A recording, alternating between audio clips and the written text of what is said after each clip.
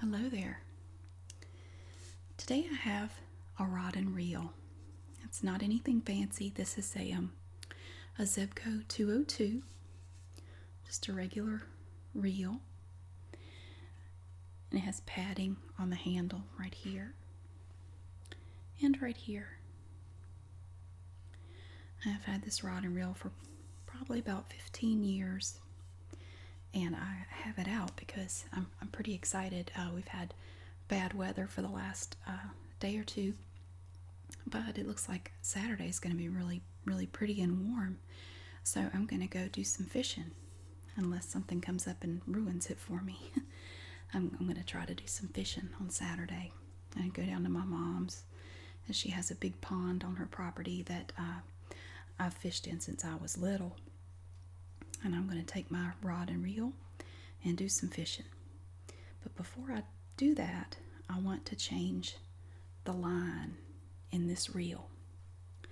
It's pretty old and it's getting kind of stiff.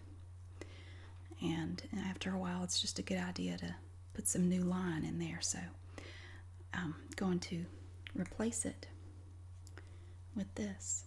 This is some Eagle Claw line. Nothing fancy or expensive. I think it was probably $3. And it's a 12-pound test, which will work for anything I catch. I'm not going to catch any giant fish, so this will work just fine. And I went out and I did a little shopping because I'm only going to be using artificial bait. I'm not going to buy any live bait. I'm only going to use artificial. So I'll show you a couple of things I already had in my tackle box. And if you saw my tackle box video previously that I did probably last summer, you might have seen some of these already. I have one of these left. It's a Storm holographic wild eye swim shad. It's a pretty good size. So I'm going to use this. Possibly. It's a little bit big, but I also have some that are a little smaller, and I just bought these. I had some, but the ones I have are kind of chewed up, so I bought some new ones. And they already have a hook in them, and they're weighted down at the end here. And I got a slightly larger version here. And if I decide to fish a little deeper, these are heavier. The weights in here are heavier. The hooks are bigger. And if you've never been fishing in the wintertime, just freshwater, like in a lake or a pond or a river, if it warms up a little bit, sometimes you can catch some really nice fish because they've been sort of in hibernation mode all winter, and if they wake up a little bit, they're really hungry. So it's worth a shot if you have a good day to go. I don't like to fish when it's cold. It's just not a lot of fun for me. I don't like to sit out there and freeze to death. I don't fish in the rain either. I can't do it. I don't like to sit out in the cold. And I bought a few other things. Here's this. And these are by Cream, and they're spoiler shad swimming bait. And they have these little tails that move in the water and just go back and forth through the water almost like a fish would. And I've never tried this kind before, but I thought I would give it a shot. And they even show you on the back how you can tie the hook to the string. I always just tie them the way I always have. It's nothing special about it. It's mainly just a slightly more complicated granny knot. I'm not exactly a Boy Scout. I'm not real good with knots. And then I have these. These were already in my tackle box. These are Riverside soft lures for serious anglers, supercharged with Yum, which if you open the package and smell it, it kind of has a funny smell to it. To me, it just smells like a bait and tackle shop. And here's the back. It's a little dirty because it's been in my tackle box for quite a while. I think I bought these about 2 years ago. And these don't come with hooks. I have several of these. right here. It's a weighted hook, and this end has the weight on it, and you just thread one of these on there and tie it onto your line.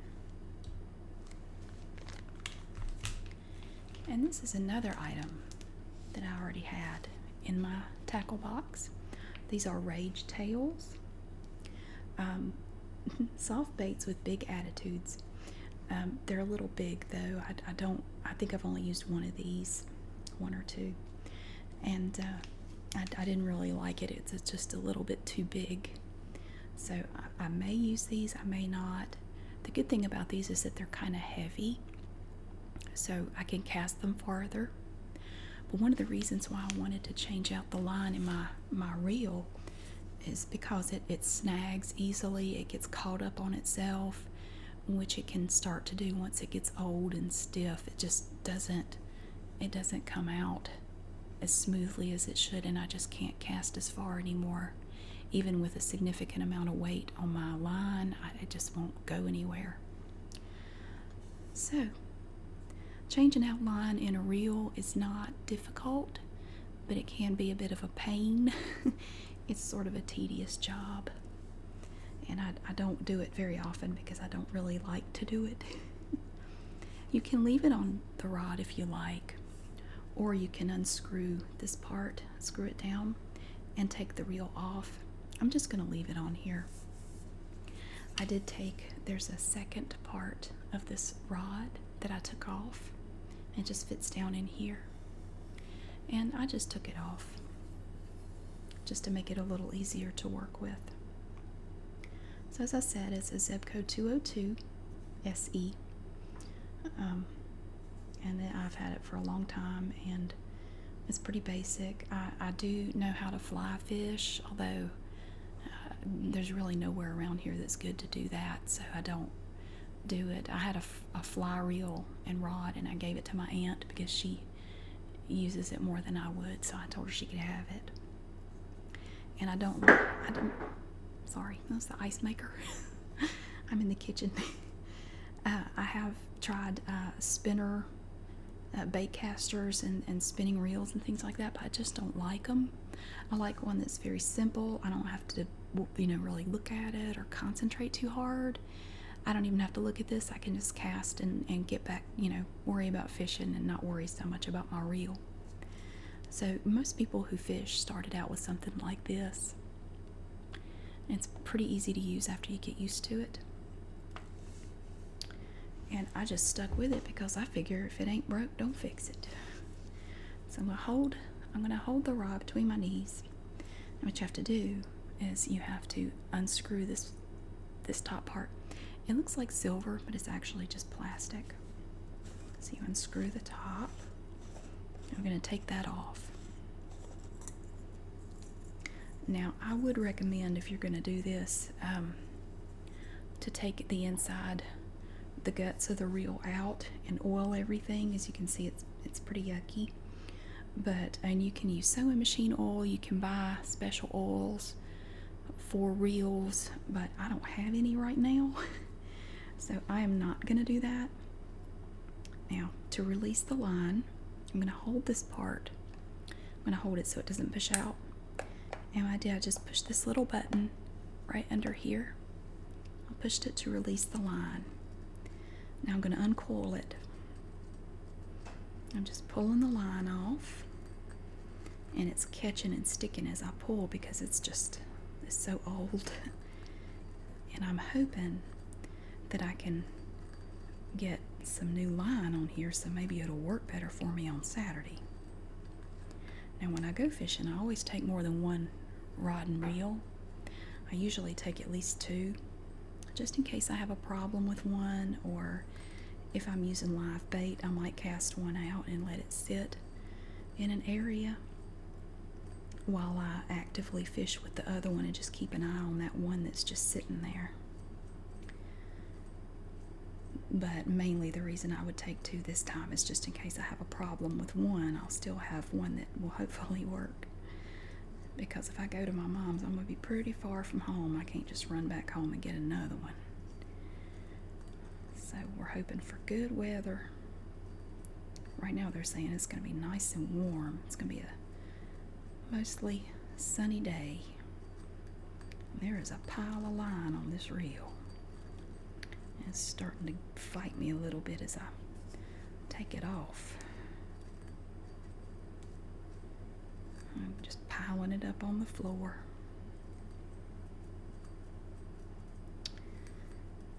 And the tricky part is getting it off. Once you get down to where it's tied to the reel itself, that can be a little bit tricky.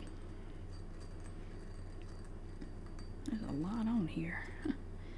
But see, even with all this line on here, it wasn't working for me because it would just get hung up in the reel and snag, and then I wouldn't be able to cast out anywhere near as far as normal, and it was really starting to be a problem because the pond is a good size, and there are parts of the pond where I would like to be able to cast, but I can't because my line won't go that far.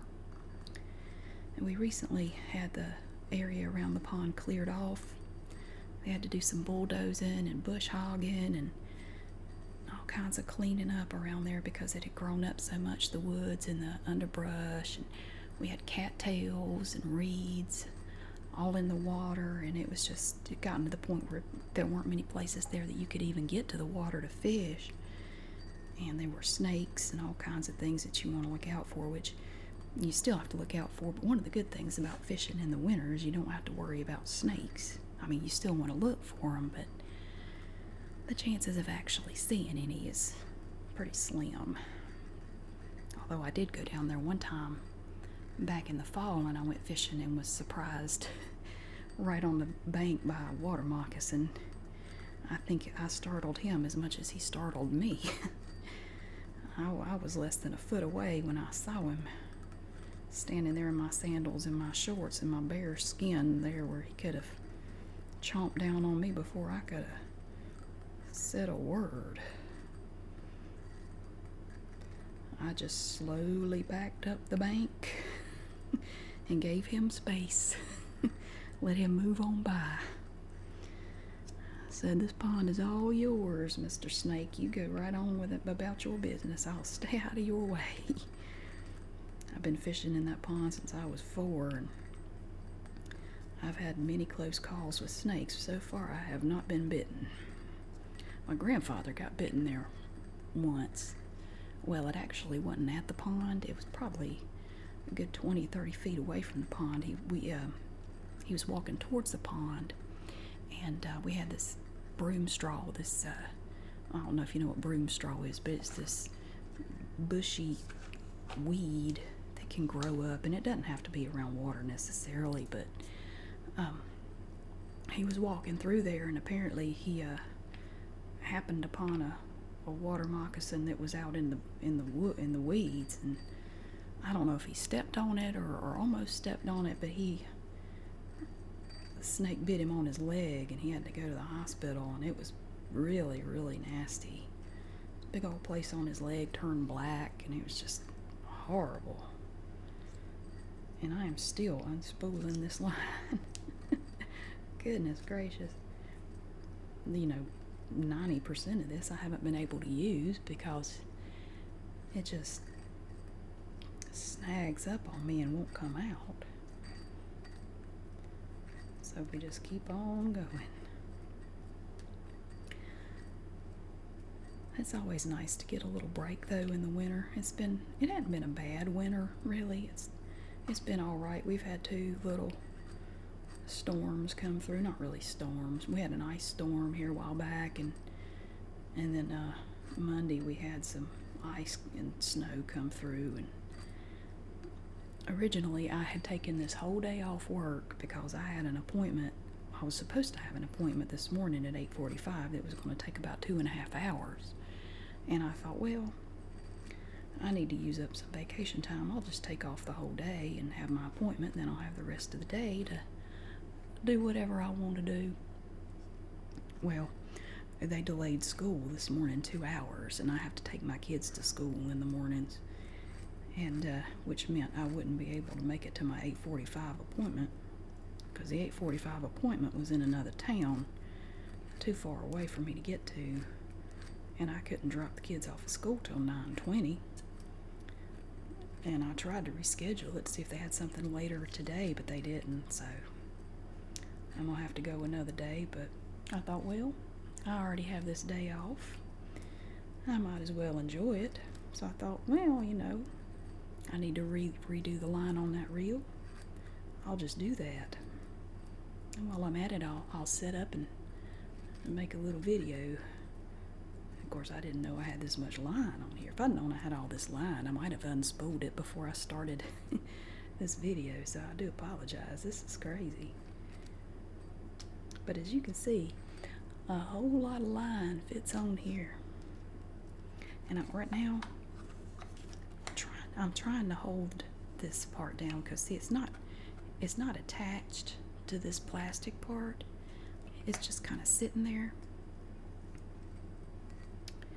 So I'm just sort of holding it down with my thumb and my forefinger. I got a whole pile of it on the floor. Oh, me. Well, I could have cast all the way across the Atlantic Ocean with this much line. Yes, it definitely could stand to be cleaned, that's for sure. I don't really have anything to clean it with. I don't have any oil to grease it up. That would be good too. I looked to see if I had any sewing machine oil. I do somewhere. I had a little bottle of it, but now I can't find it. I don't really have anything else that would work. So I'm just gonna have to do without it. I might ask my mom when I get to her house if she has anything. Maybe she has something I can use on it.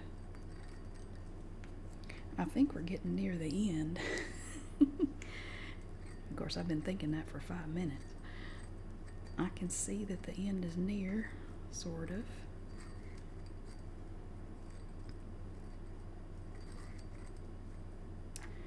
I got a little overzealous when I was putting line on this reel. I've restrung it several times. And especially if it sits a lot and you don't use it on a regular basis, which I don't. Typically in the winter I don't fish at all. And some summers are so busy I don't really fish then either. The longer it sits, the more, you see how it's curly? I don't know if you can really see the line, but it's kind of curly and springy. Looks like an old phone cord.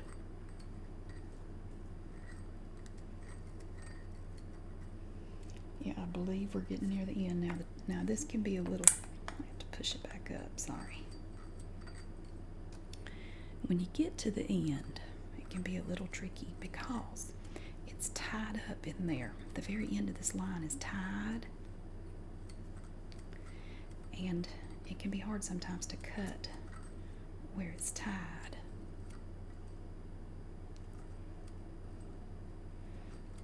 First you got to get to it.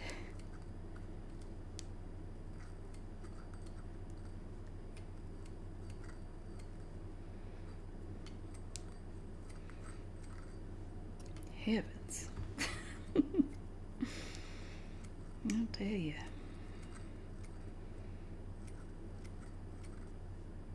I've tried to get my kids interested in fishing, but I don't know, they just don't. I don't believe they have the patience to sit out there. If they don't get a bite within 2 seconds, they're ready to go in the house. And when I was a kid, I'd sit out there all day. I loved it. A lot of the women in my mother's family love to fish. Now there we go. Not so much the men, but the women do, which I guess is weird. I don't know, but that's the way we are. Now, this is going to be difficult to show you. And I may not be able to show you it all, but way up in there, it's tied. It's tied down inside. There's a cylindrical piece that runs through the entire mechanism, and you tie the line to it. Now what I have to do is get up in there with a pair of scissors and try to cut that line off. And now that can be kind of tricky sometimes, but I have here my trusty J.A. Hinkle's kitchen shears. Now I'm going to get up in there and see if I can cut that. These are some really sharp scissors. I figured these would be the best. Well, I cut the end off. I got it. All right. Now, I'll put those scissors aside. Now, I've still got the button pushed in, so this is up like that. The line is all out. It's totally out. And I just happen to have a little wet washcloth right here. I'm just going to wipe it off a little bit. It's not really going to help much, but while I've got all that line off, I want to try to get in there as close as I can and see all that yuck, all that gunk. That gets in your reel from when you cast out your line, and when you reel it back in, it may have a film on it from the water, especially in the spring when there's a lot of pollen on the water, and that pollen will just coat your line. And if you don't watch it, it'll gunk up your reel, and you end up with all this junk. I can't get it up under there too far. It just won't go. But I'm going to wipe the top. The top feels kind of greasy. It's weird.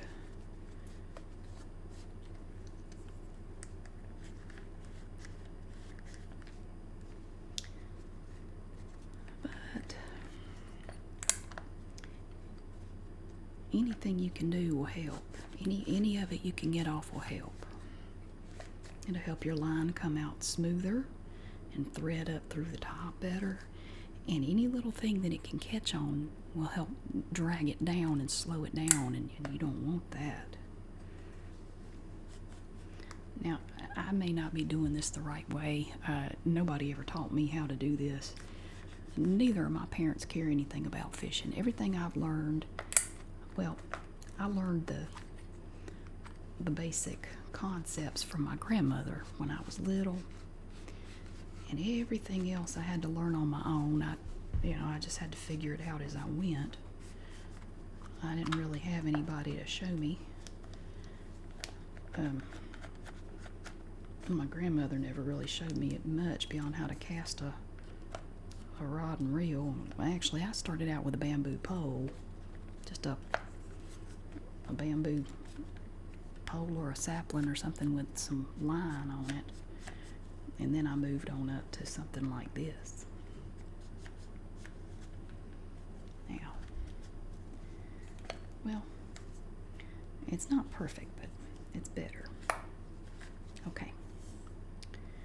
There we go. See how dirty that is? We got a whole bunch of stuff off. Okay.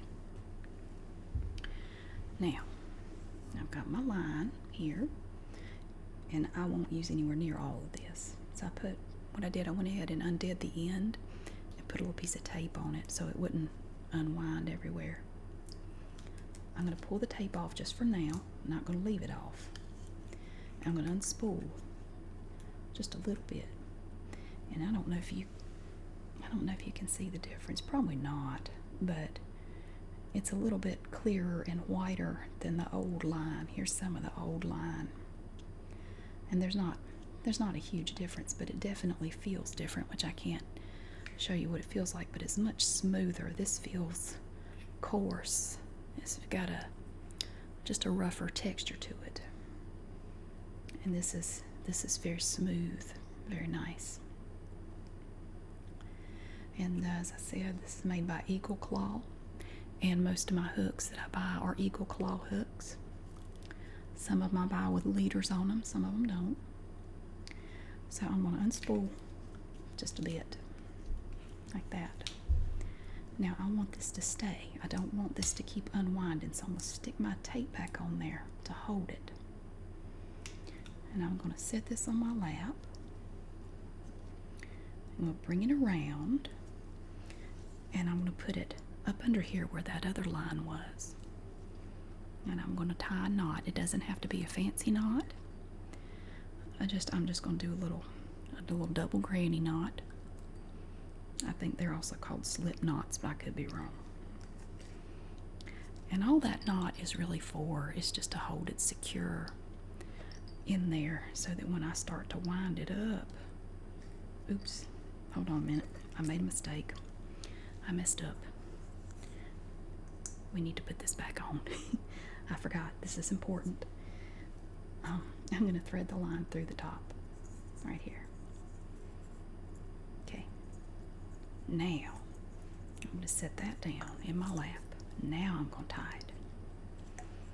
Because in a minute, I'm hopefully going to be able to put it back on and wind some line on here.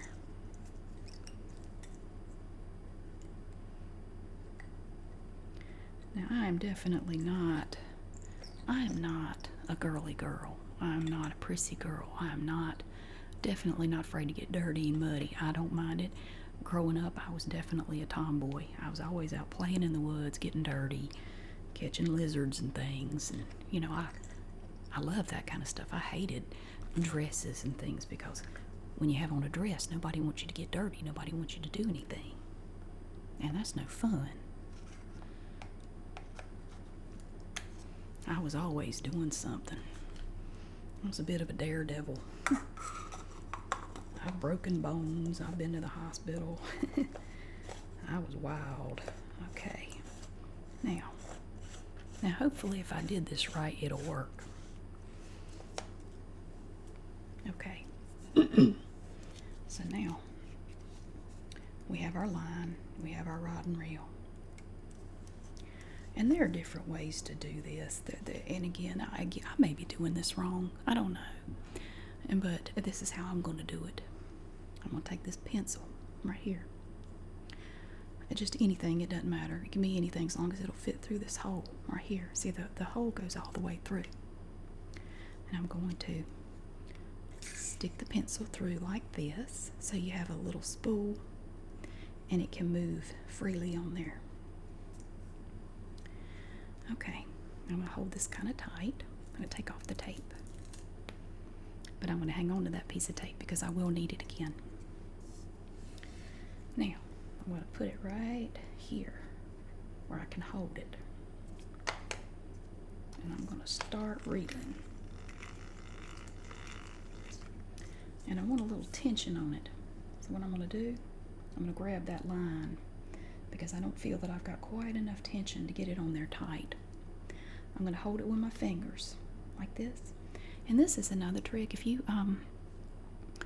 ever go fishing and you're in say you're fishing in a pond or something and there's a lot of maybe pollen on the water or any kind of a film, when you're reeling in your line, if you want to help minimize the amount that ends up inside your reel, put your hand up here on this part of the rod.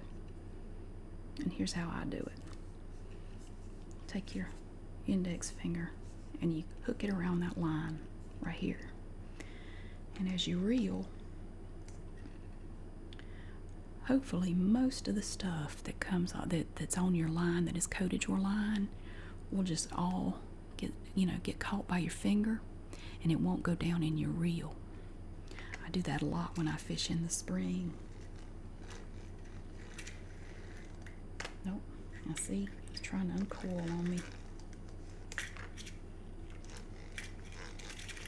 I've been talking too much and not paying attention to what I'm doing.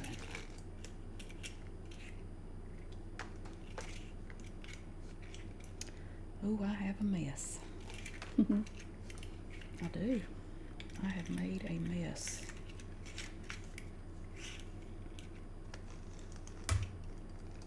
Sorry. See, this is why I try to keep tape on it so this doesn't happen. Ah, darn it.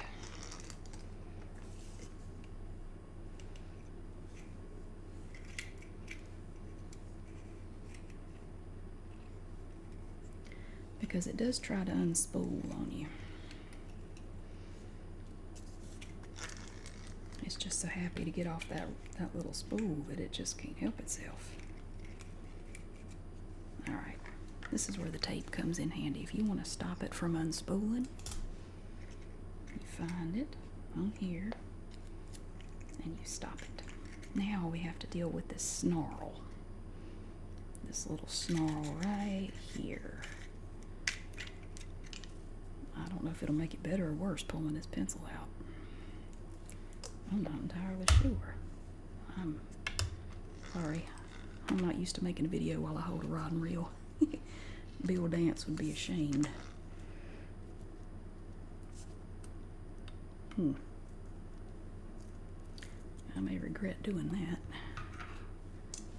Let's see now. If you don't know who Bill Dance is, Bill Dance was a guy, I'm not sure where he was from. Had to be from somewhere in the South. He sounded Southern to me. I don't know if he was from my neck of the woods or not, but he had a TV show called Bill Dance Outdoors. I used to watch that when I was a kid. Okay, now let me try again. That's better. I'm just running that line up in there.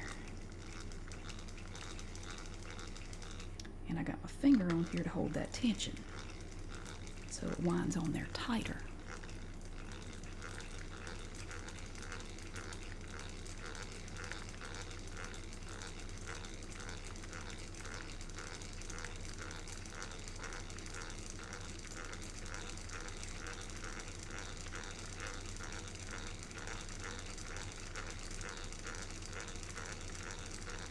I kind of thought about trying to make a video while I'm out there fishing. It wouldn't really be an ASMR video though. It's I just don't think it would work, but I kind of thought about at least taking my phone out there and setting it up. I have a little tripod for my phone. I thought about taking it out there and doing a video of me just fishing, but I don't know if anybody wants to see that. It might be kind of boring. Sometimes I can sit there for a long time and not catch a thing. It's beautiful out there, though. It's just beautiful. Even this time of year when there are no leaves on the trees, it's just so pretty out there.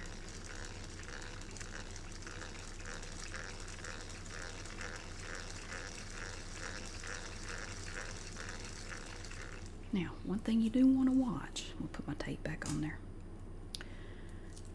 One thing you do want to watch, when you're putting line on here, you don't want to put too much. Now, if you put too much on here, this reel can only hold so much. And if you put too much on, it'll start to unspool. Now, let's check and see how much we have. And notice my tape's going to hold my line on here so it won't fly away. Okay. Now, be careful when you open it because it may try to unspool on you. I'm just going to put a little bit more. Not much. Just a wee bit. And again, I got my finger up here holding it tight.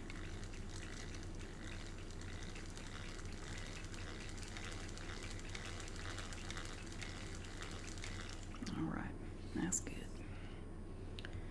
I'm going to tape it down again and cut it. Okay, so we're all done with this.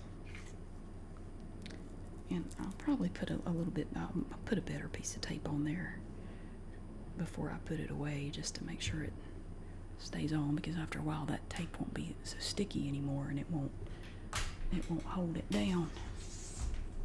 Okay, now I'm going to show you the other end of this rod. Here it is. It's mainly black and it has some blue on it.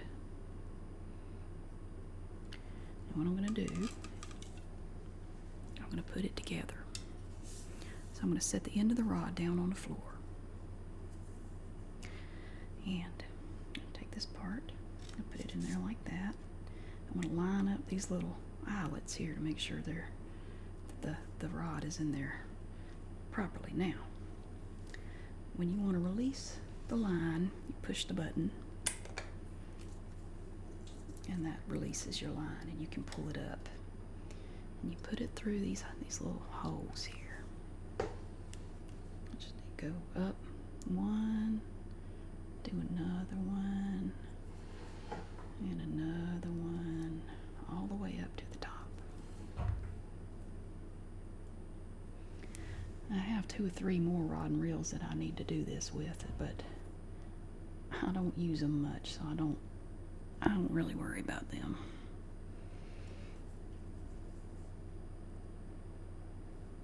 This is the one I use the most. Now I'm going to turn that handle. I'll turn the handle just a little bit to tighten it up. Now when I store my rod and reels, I keep them out in the garage. I don't keep hooks on them. I don't ever put hooks on them, and because I'm always afraid a kid or maybe even me, I've done it many times, would grab it and get stuck with a hook, so I don't do that. But I will put a swivel on here. Now this is what I use when I fish most of the time, because you can swap out your hooks pretty fast. You don't have to keep tying and untying your hooks. All you do is just tie one swivel on here, and when you're ready to change from one type of hook to another, you just unhook it from this little part right here, and then you hook it back in, and your hook is secure and it's not going to come off. So you thread your line through. And like I said, my knots are not they're not fancy at all. You can do your knots any way you want to. If anybody tells you you're doing it wrong, the way I look at it, as long as it stays on there when you get a bite and it doesn't come untied, I think you're doing it just fine. Don't let anybody tell you you're wrong. It's not necessarily wrong, it's just different. There could be more than one right way to do things.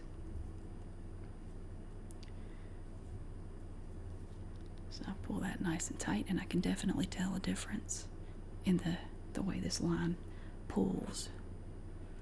The tension is different from that old line. I don't know how to describe it, but it's just a new line. Just has a different feel to it when you pull on it. So I cut that on there, and I'll cut off the extra line with my little scissors.